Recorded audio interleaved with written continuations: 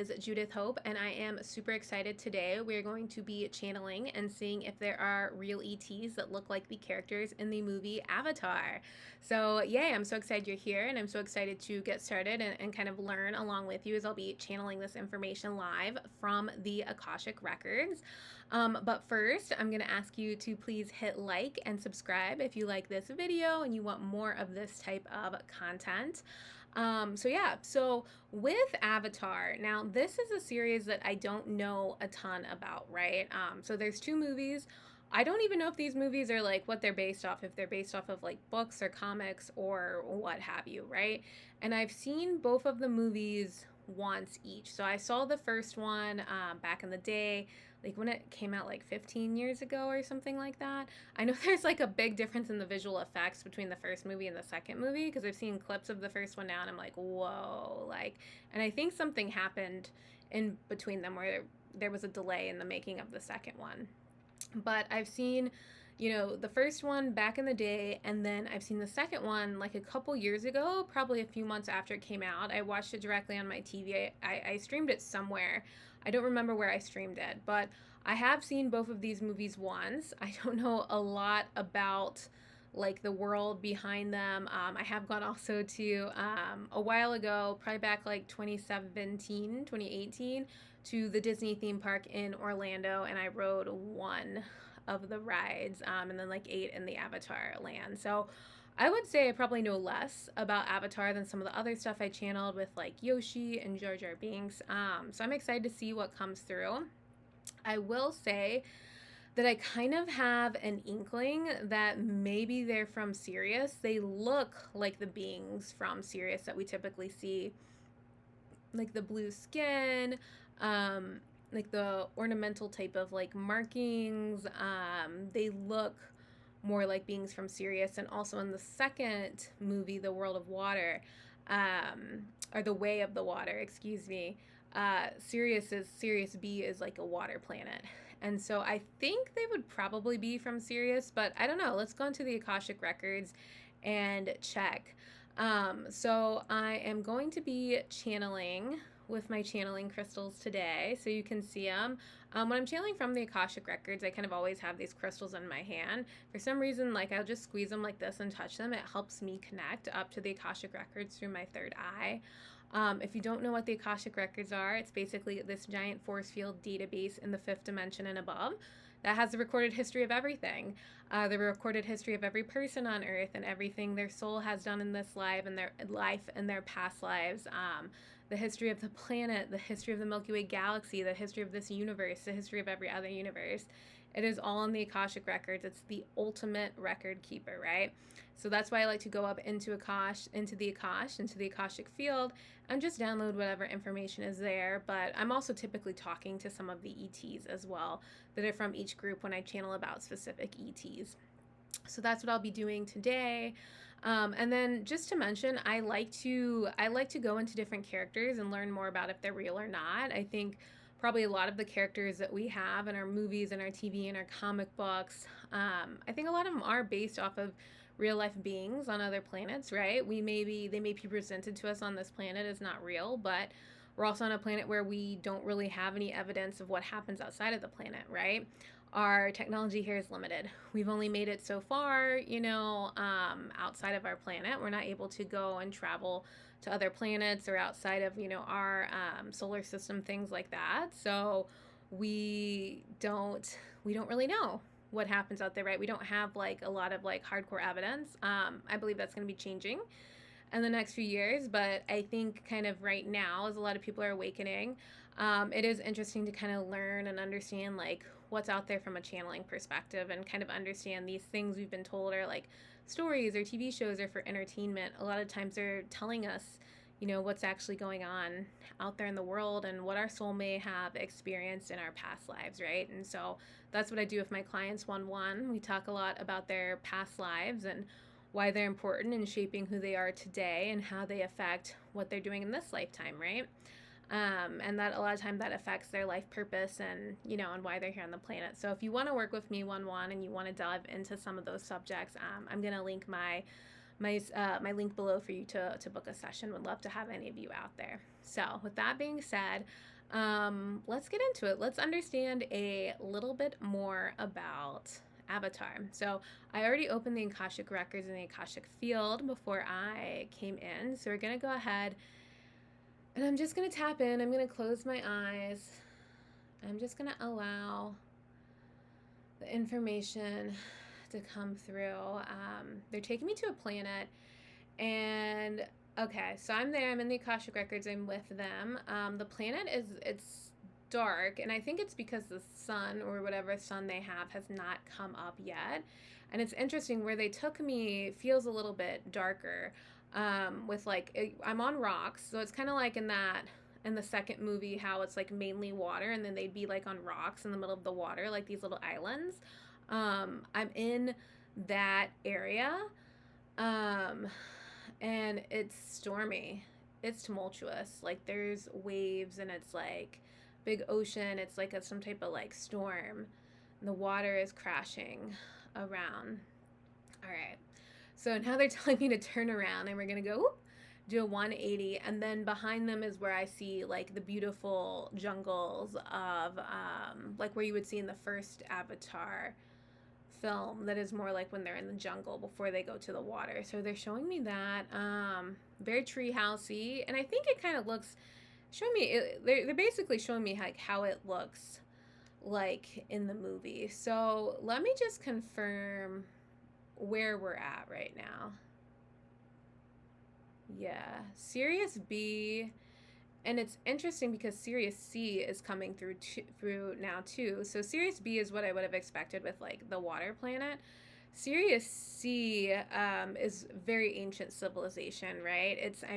There's not even a Sirius C star anymore. It's like gone through its life cycle, right? Where there's no star. Like you can confirm like astronomers, not astrologers, astronomers can confirm that Sirius A and B are stars, right? But Sirius C, it's, it'll be a whatever is the phase after like being an actual star, right? It's gone. So the civilizations that were around Sirius C are extremely incredibly ancient, right? Because that star doesn't exist anymore. What about Sirius A? No, I'm getting these beings that are from Avatar. They're not really showing me that like they're Sirius A. They're more Sirius B and C. Yeah. Also, Avatar, there's a connection to Vega as well. So Vega was one of the first sets of human that was created in our Milky Way galaxy. They're also very ancient. They were created alongside the Lyrans. And when I say they were created by extremely ancient ETs who came over from other universes into the Milky Way galaxy to help create human life here. So there is a connection there, but the focus is not there today. It's really heavily Sirius B. And they're actually going to the movies to kind of show. So in the movies, it's like humans from Earth, right, are coming to this other planet where the Avatar beings are. So they're kind of focusing in on that. And so what happened in the movie, right, is that they're trying to get these like whale creatures. The second movie, they're trying to get these like whale-like creatures, like get something out of their body that I believe it was helping with not aging in the movies. So they're pointing me towards that. And it's interesting because I do believe that they had a connection to whales also, like the Avatar people. Or should I say the Syrians. They had a connection to these whales as well, and I think that's well documented, right? If you're in the New Age spirituality and you listen to other channelers, like whales are very and like dolphins are very big on Sirius B. But it looks like the Avatar like people that were real worked with these whales, and I do believe that there is something true about how in the movie it's like at the top of the whale's like mouth, like in the back of their throat, is where they're going to get that like substance that keeps people young. There's actually some element of truth in that. Because the Avatar beings, they're showing me kind of like going into the whale's mouth and like extracting something, but they're showing me it's more like it's like tongue scraping, like how we would like scrape a tongue, but it does look like they're extracting something from like the back of the throat too. So that part is in Avatar. There's actually is based off of something true. Now I see the Avatar beings are doing this. It's not like humans are invaders. So the Syrians themselves were actually doing this. It seems like these were considered sacred liquids that they used, and they drank this liquid. So it's interesting. It was like used for special occasions, feasts, like ritualistic occasions. Not necessarily like rituals, but like we're gonna drink, this tonight. Like drink to our forefather, like that type of thing. But it wasn't to drink to the forefathers. It's like that's like an example, right? So I'm gonna make sure to make that clarification. I just want to ask, like, is it hurtful to the animals? Part of the animal's purpose, and they were like open to it. So it seems like the animals knew that this was gonna happen. It's not like they're necessarily like being hunted. It was their part in like the ecosystem, is what they're showing me. Okay. So these Syrian avatar looking people, they had a great relationship to the earth, to the sea creatures, to the whales, to the sea life. How did they interact with the mermaids? So there's a lot of mermaids on Sirius B too, and so I think that they were really, yeah, I think they interacted with the mermaids quite a bit. They show me even the mermaids would come up on land with them because they're not. Are they living in? Are these avatar-looking beings living in the water? Not quite. Yeah, I do think it is like they depict in the movie. This actually looks. What I'm seeing is like the movie actually feels pretty accurate. That they don't really live in the water. They go in the water all the time, but the mermaids are in the water all the time. So they're like living with them, but it's interesting the way they're depicting the relationship to the mermaids, right? Because mermaids are living underwater. The Avatar people are living above water. But they kind of treat the mermaids like they're special, like special guests of honor. There's something sacred about them, is what they're saying. Like the mermaids were very sacred to them in their culture. Because there's a reference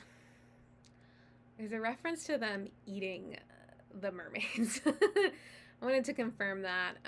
If any of you guys have seen the music video from Harry Styles, music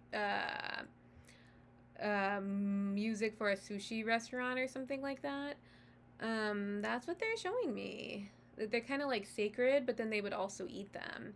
So this feels like more ritualistic behavior, kind of honoring them through eating them. Sacred feels like kind of like within some religions, like animals are seen as like gods and goddesses, like kind of that type of feeling. But they did eat them, and it was kind of like a sacrificial thing, is what they're showing me, which is interesting. Super interesting, super weird. Not what I was expecting to see. I mean, not weird, but a little weird. A little weird. Okay, yeah, a little weird. All right. Okay. So, what was their relationship like with the mermaids? Yeah. Yeah, they had like a partnership with the mermaids to kind of like the mermaids would allow maybe them to like one of their young or something to be part of their rituals and sacrifice. So weird behavior, but at certain points in history it's seen as normal, right? And some of the stuff they had to work through on Sirius B and C is what they're saying. Yeah, but they had overall good relationships with the mermaids. they kind of like the communities were separate. So they're showing me like the communities are separate, but they would go underwater to the mermaid communities. They'd work together to protect their borders, protect their surroundings, things like that. Um, they're also showing me that the Avatar people would also like shoot bows and arrows into the sky, and they're showing me birds, which is interesting. And there were also bird beings on Sirius too, so like bird humanoids. So they're showing me that bird humanoids would come and they would interact with them as well. So that's really interesting. Okay, now they're wanting to talk about like healing and medical and stuff like that. They're showing in the movie the girl who, like, in the second movie, she had some kind of like medical thing, and they were like fighting about if she was going to get like the Western world treatment, like the human treatment, or like the ancient herbal treatment of like the Avatar people. They're referencing that, so I want to go into that a little bit more.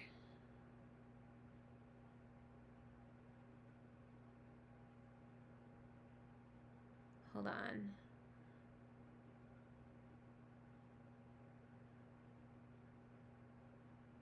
So they're showing me this girl who like would be that character, right? And she can't breathe, and she's having to use this oxygen mask. Yeah. So she kind of like lays down with the earth, which they also did in Avatar 2 with like that tree, and they like lay down in the earth and they reconnect to the earth and all that kind of stuff. And there's also the one underneath the water. So that feels all pretty accurate, is what they're saying. Like what I'm getting is this Avatar movie is pretty accurate. Now I want to understand like the oxygen mask thing. Like, what does that mean? Because I don't know that they actually had an oxygen mask. That seems like an Earth thing, but I want to understand it more.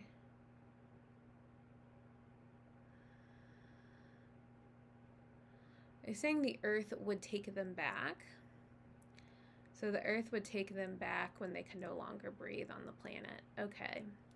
So there's something here about, like, it was something about the breath whenever they were ready to be recycled, maybe, or ready to move on to the next thing, is when they would kind of go back into the planet. And the tree thing is accurate, is what they're saying. Okay. Yeah, it seems like the tree thing in Avatar is pretty important. Yeah. They're actually showing me there were horses on Sirius B, not Sirius C. Yeah, there were horses, and they made like shrine. Okay, so they would have burial sites around their trees, is what they're showing me. Yeah, they would have burial sites there, especially for warriors, is what it looks like. Warriors of the Heart. So they're referencing with like Sirius, it was a very like heart connected space, and so Warriors of the Heart would be buried there. There's something else here about this though that's wanting to come through. Yeah. Like there's space explorers, people who had gone and left the planet, that came back, they were buried here. Yeah. Yeah. So they were buried by these big trees, like the tree of life thing and how it's like connected and everything. It seems like that. I want to turn more into what actually happening, but it seems like that in the movie is like pretty darn good. Pretty darn accurate. Well, they're saying the movie doesn't depict it completely accurate, but it is like it's an important thing that really happened. Yeah. And again, I don't know enough about the movie because I'm not wanting to misspeak about the movie because I don't remember exactly. It just seems like that's what fuels like life, like the life force of the planet is through the tree in the movie. So, but let's see how it works on Sirius. So the trees are definitely the portals for energy. And they swim up to the tree, but they can get on the ground too. I don't think Sirius was completely... wasn't completely covered in water. Like there were some like islands of ground, but I'm seeing dirt. I'm seeing the forest. Okay, so the trees were connected to all the other trees. They're a network of trees, and they send messages to each other. So you can communicate through the trees, is what they're saying. You can communicate and send messages through the trees to others. So there's this like network of like synapses kind of in the planet, like your brain has synapses, and they send messages to each other. Like that's what the trees do on Sirius. And they would use them as communication devices, telecommunication devices. Yeah. Yeah, they pull energy, life force energy up from the planet. It doesn't feel like they're really connected to above. It feels like they're more connected to the planet. And that's why people were recycled there. So, you know, they're using the word recycled, which I think is they're a higher frequency dimensional planet. So I can see why they don't think about it as passing away, but recycling there. That's important. Souls are recycled there. It's interesting. So is it some kind of a soul portal? No, it's like how you, it's not, they're saying it's not a portal, but it's like, it's how you leave the planet as a soul. You come through the trees. Yeah. It's like you kind of go, like the trees are connected and they take you, like they take your soul energy like through them when you're coming into a body or out of a body.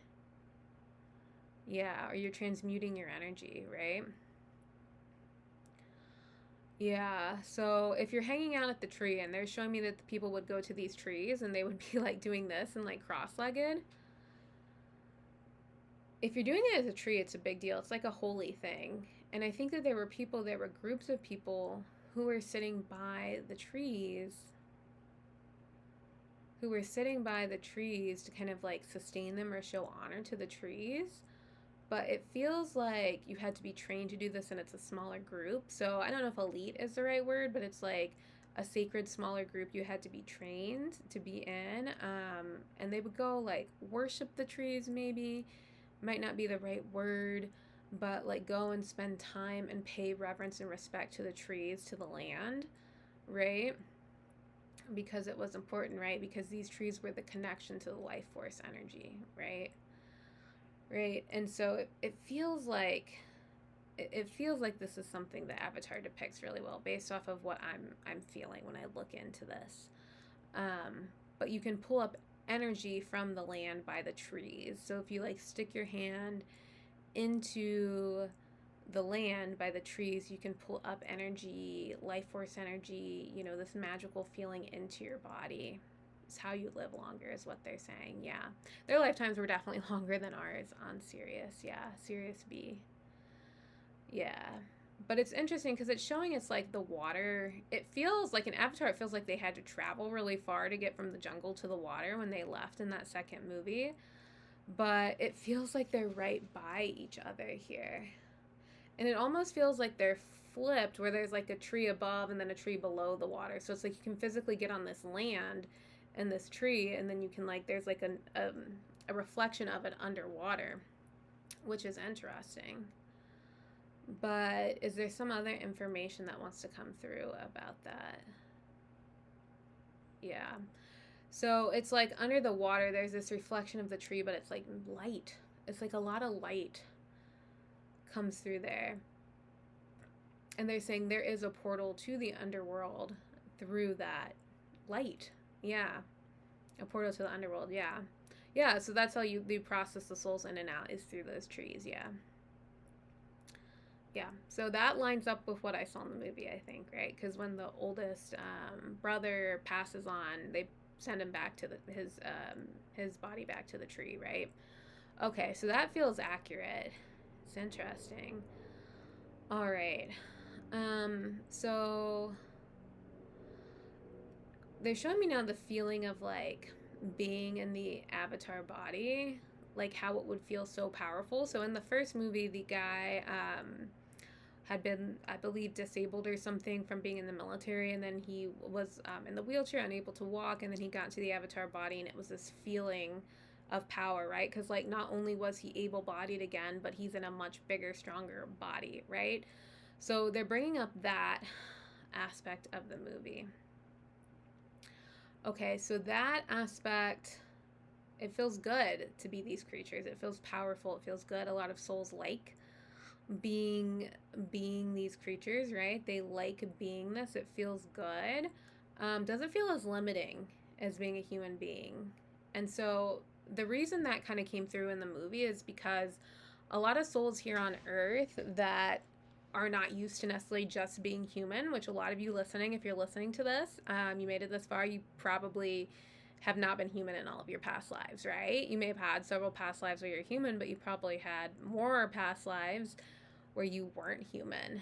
And so I think a lot of us humans can sometimes long to be in these other bodies. And so, because when I watched this show, the first movie, I had gone through a 100-pound weight loss, going from my high school years into my college. And the difference that losing 100 pounds makes in your ability to like walk and run and lift things and really do anything, it's like being in a whole new body. And I remember watching this movie and being like, I cannot imagine like what it would feel like to go from being a human to, you know, who has been disabled, who can't walk, to being this powerful giant being, right? Like just my experience of losing weight was so intense.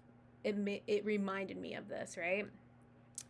And so the message that's coming through here is that like these beings that are on this planet, like compared to being a human, right? Like it's just this really big, powerful, like physical experience. And so, you know, that's kind of the reason people like to imagine this, or like these movies are part of it, right? Is because it reminds them of being, you know, in that body, right? And now they're referencing the little, I think his name's like Spider or something, the human guy. He's like, looks kind of like a caveman, and he always has to have his oxygen mask. So you kind of always like, you know, feel a little sorry for him next to the avatars because they're like so big and beautiful and like powerful. And then he's just like this scrawny little human. Like, basically, how I just like described it is like how it feels to be like in how it feels to be in the human body compared to these beings, right? So for a lot of us, we're yearning or wanting to be in those bodies again. This is like the Sirius Starseeds, right? So if you're from Sirius, you're a Sirius Starseed. Yeah, you know, you want this connection again to being this type of being, right? Instead of being like a puny little human like we are. So as I'm talking about this stuff, if it resonates with you and you're like, yeah, like I've always felt that way, could mean like you're a Sirius Starseed. So if you want to find out, we can definitely go into that in a reading. So, you know, if you're interested, please check out, I have it linked below in the show notes. But kind of back to Avatar. Yeah, so they did have ancient rituals. That's interesting because what they're showing me, this group of Sirius ETs, and they are showing me they're like a particular group we're kind of going into. They feel like they're more ritualistic than technologically advanced. They have some technology, but it feels more like what we would consider like maybe native people who mainly, you know, live outside. Like they're showing me like the tree houses, the tent houses, like that you see are pretty accurate. They may have some technology here or there, but they really lived with the land and water.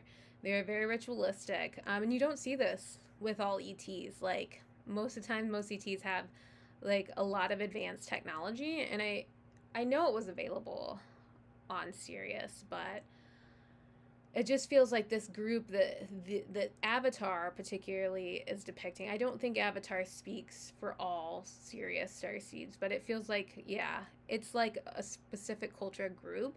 Like even today on Earth, we still have some countries where you're going to get groups of more people who are like indigenous or living in the land, living on the water, things like that. More secluded, right? In certain countries, not necessarily in the United States. Like the native people in the United States, they're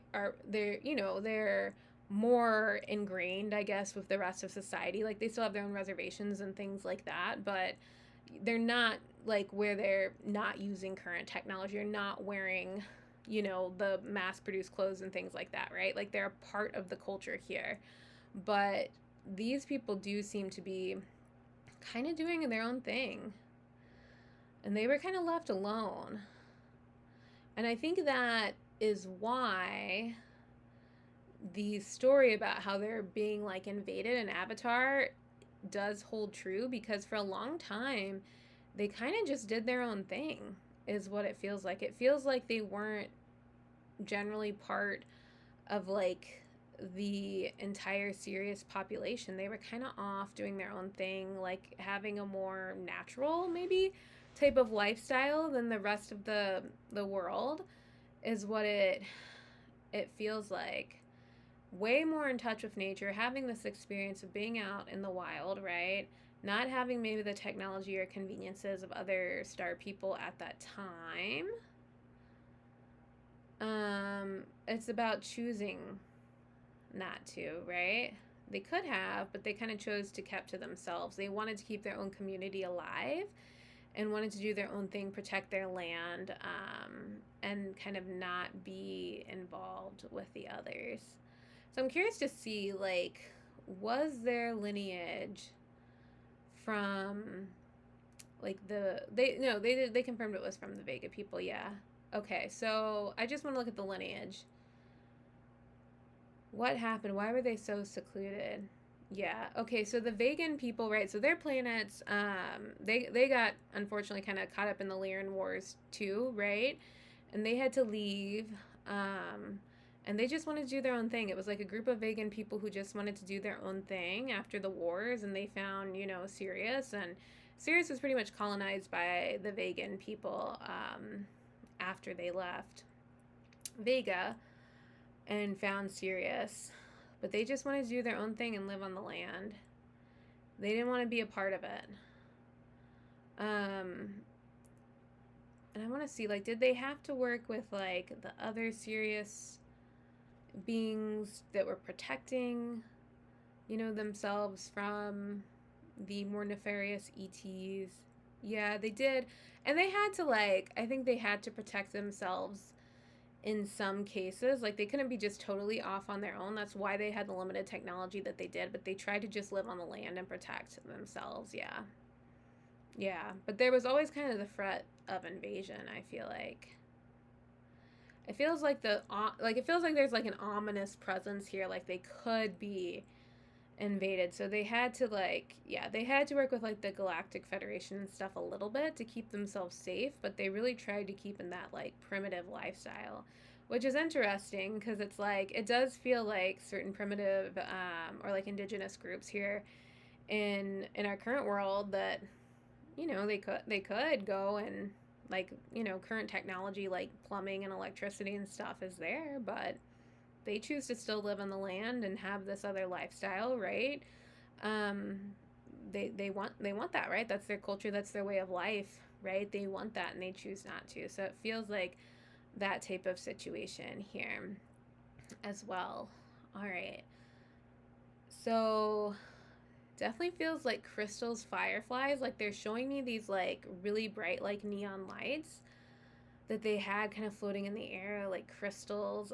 Being in touch with those, working with those, using those especially in conjunction with their third eye. That is something from their vegan ancestors that they kept. The vegan people were very spiritual. The vegan people are the ancestors of the culture of India, the people of India here on planet Earth. They're very spiritual in nature. They kept a lot of the traditions and gods and goddesses from those people. Yeah. Yeah.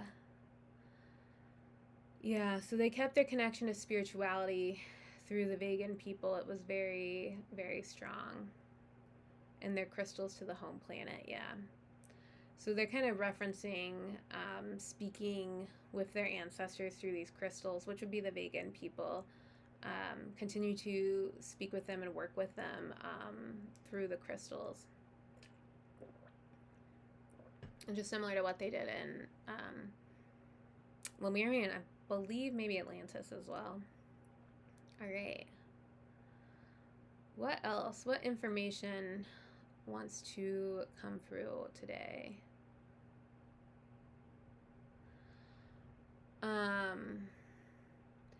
It feels like there was some kind of like it does feel like there was some kind of protection or seclusion they had as well. So I do feel like there was some type of like force field or protection kind of set up to kind of keep these outside forces from coming in, so that they kind of live and, you know, do their own thing and be able to have their community and their social gatherings and things like that. It does feel like they were kind of secluded out on their own. Um, so they want to make a note of that, because if any of you are feeling secluded or like your own, that could derive from a past life in this civilization, like your avatar being like civilization, right? So maybe you were in this civilization and you felt a bit secluded from the outside world or something like that, and so that manifests, and your life is always feeling like different from other people, or like all these other people, like maybe you grew up in a certain religion or culture or something in a country that doesn't, you know, you're not the mainstream culture or something like that. Maybe that's how that's manifesting in this life, and how you're having to learn to like accept it and like be like for example, maybe like also like in the US is an immigration country, so I think it's a great example. So there's people from all over the world here, and a lot of times, like if you're born here, you have like your culture that maybe your parents have, you know, and maybe it's like a culture, the food you eat, the way you dress, the way you act, right? The language you speak is different from like maybe like mainstream like America, United States culture. A lot of people who like they're trying to heal that feeling on Avatar of being kind of secluded and doing their own thing and things like that. They're trying to heal that feeling of like loneliness, isolation, being different, having to balance two cultures through their current lifetime now. So that's interesting. So if you have that experience, I think it would be interesting to tap in, whether you're in the US or that you're in some other country, you know, but you have that same experience in another country, you know, maybe like the UK or Australia or something like that. I think that'd be interesting to see if that derives from a past life as one of these avatar beings. Yeah, I feel like some of you listening may have had that experience. So, okay, that's interesting. That's interesting. Okay. What else? Anything else?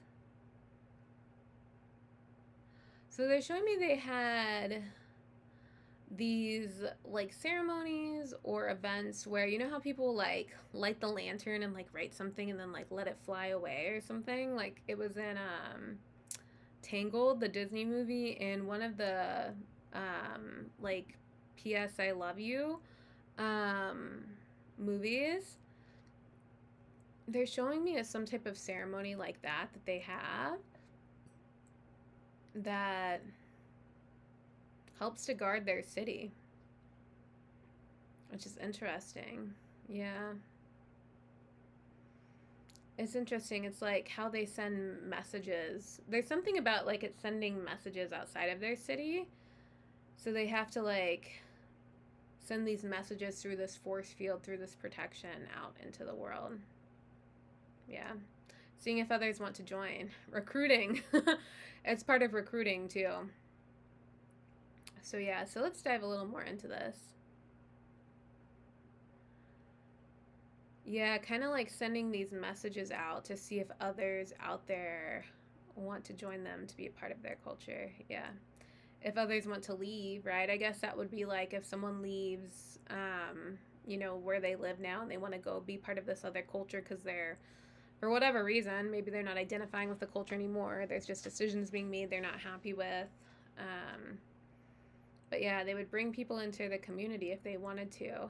So it happened like, feels like once or twice a year, but it was like an annual ceremony where they would like bring in new people if new people want to come in, right? So that's interesting. That's really weird. It's interesting. The stuff that's coming through is very interesting today. But yeah. All right. Yeah, it's like Starry Nights ceremony type of thing. Yeah. Feels hold on. Feels summery, but then they're also showing me winter. So was it twice a year? Yeah. I think they did this twice a year, like once with like a hot season and once with a cold season. Yeah. Bringing in the new people, see if they want to adjust. If they can adjust and be part of the tribe, be part of the group, right? Yeah. Okay, interesting. They also did some water exploration too. Okay. So there was a time where travel had been shut off and they were doing some exploring as well. So there was like ancient travel that had been shut down. Not ancient travel, but they had stopped traveling and they started it up again. And there was a point in their history where they had to like relearn, re-explore like ancient things that were lost, ancient treasures. So this is something they went through as a civilization. Yeah, there was like a collective hurt, a collective yearning for more. And I mean, thinking about them being like isolated too, it's like that would totally make sense. Yeah, they had to look deep with themselves and like really reconnect. Yeah. Like reconnect to the planet and to themselves and things like that.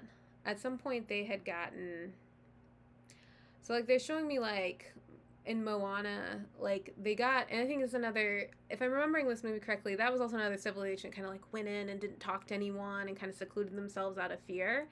Like they're showing me that like that kind of happened too. Like they kind of secluded themselves and eventually they had to like go out and travel and like find others again, which kind of goes back to this whole theme of them feeling like secluded, lonely, isolated from others. Yeah. Yeah. So that could, again, if this is tracking with you and you kind of felt that way internally, maybe like isolated for whatever reason, you can feel isolated for a million reasons. It's like maybe you're the only friend in your friend group that doesn't have a partner, or you're the only friend that does have a partner or has a kid, or you're from a different culture, or you grew up a different way. Like a lot of that is like healing through and accepting. This period of time, the civilization was just isolated from others. So yeah. Yeah, so a lot of you that have a past life here are using this time to heal from that, right? From that feeling of isolation, to reconnect, right? To reconnect with cultures and others, to feel okay being different. Because there were just different things about this particular avatar group than the other Syrians, and they don't look that different from other Syrians to me. They're bigger, is what I'm seeing. They're bigger. And some of them have wings, which is interesting. Yeah, they can fly. That was the difference, I think, the physical difference between the Avatar people and other Syrians. But yeah, eventually they did reconnect, I think, yeah. Yeah, they did reconnect and their culture kind of died out of isolating themselves, but a lot of the souls that were there during the period of isolation had already left and moved on to other incarnations, so that's why it's needing to be healed today. Yeah. Yeah. Yeah, interesting. At one period, there were centaur beings that came down as part of this culture as well. Yeah. Yeah, they came down. They feel like authority figure. Like people they tried to like boss them around or tell them what's up. Yeah, but these centaur beings came in and kind of like invaded or took over, took control. Yeah. And that was kind of part of the downfall of this culture was these centaur beings coming in, and they actually brought a lot of these avatar people out of their homeland and kind of like sold them, you know, as maybe property, sold them as property and sold them, yeah. Yeah, and there's some dark stuff on Sirius A and B. Like when I go into some of the healings for those with my clients, like you see some darker stuff. So yeah, that's interesting. I've never seen dark centaurs like that. Okay. But yeah. Yeah, I think the centaurs came from somewhere else onto the planet, and so they started this kind of dismantling. And I think that's, yeah, the dismantling of this group, and that's why they ended up they didn't reintegrate back into society like that well either. And I think that's why the healing, because if they were kind of brought as property out of like their indigenous lands, like, does this sound familiar? You know, things happen on Earth that have happened on other planets, unfortunately. That's another reason they never got to really heal, because they were othered too. Yeah, they were othered. They were treated as property, things like that. Yeah. And it's almost like their way of life is considered like ancient now. It's almost like you would go, same as you would like go to like a plantation museum here or something. Like, you know, where it's like this used to happen, this used to be their way of life. You know, it kind of feels like on Sirius it's that way too. Like the culture feels like it's kind of been lost. Maybe people still live there, but their culture has been lost. Yeah. Interesting. Interesting. Okay. Some not so fun stuff to talk about. Let's see.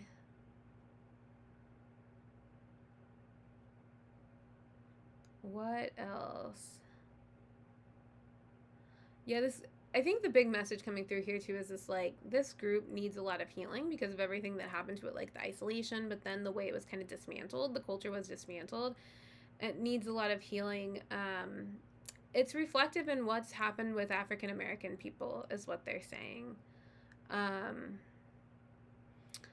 And my understanding is that when these blue beings on other planets, such as Sirius, that's a higher dimensional planet, when they come down, then their skin will be more brown, like an African American person or a person from India. Higher dimensions, it's blue, it's brown in lower dimensions, which is really interesting.